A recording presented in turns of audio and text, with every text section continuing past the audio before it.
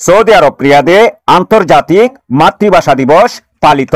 Saudi আরব থেকে আরিফুল ইসলাম জানান, জিয়া সাংস্কৃতিক সংগঠন সৌদি আরব পূর্বাঞ্চল কেন্দ্রীয় আহ্বায়ক কমিটি আয়োজিত মহান 21শে ফেব্রুয়ারি আন্তর্জাতিক মাতৃভাষা দিবস উপলক্ষে আলোচনা সভা ও সাংস্কৃতিক অনুষ্ঠান আল মারওয়া কমিউনিটি সেন্টারে অনুষ্ঠিত হয়েছে।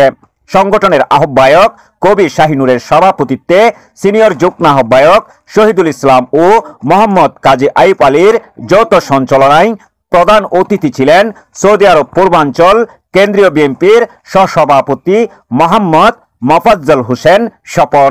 প্রধান বক্তা হিসেবে উপস্থিত ছিলেন সৌদি আরব পূর্বাঞ্চল কেন্দ্রীয় বিএনপির সিনিয়র যুগ্ম সাধারণ সম্পাদক মোহাম্মদ তাজুল ইসলাম গাজী। বিশেষ অতিথি সহসভাপতি পূর্বাঞ্চল কেন্দ্রীয় বিএনপির এস.এম. নুরুল হক নুরু।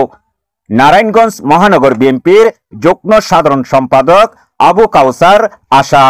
সৌদি আরব পূর্বাঞ্চল কেন্দ্রীয় কমিটির যুবদলের সিনিয়র সহসভাপতি শওকত আলী শিকদার সহ অন্যান্য নেতৃবৃন্দ। অনুষ্ঠানে বিএনপি এবং জিয়া সাংস্কৃতিক সংগঠন সহ অঙ্গ সংগঠনের বিপুল সংখ্যক নেতাকর্মী উপস্থিত ছিলেন।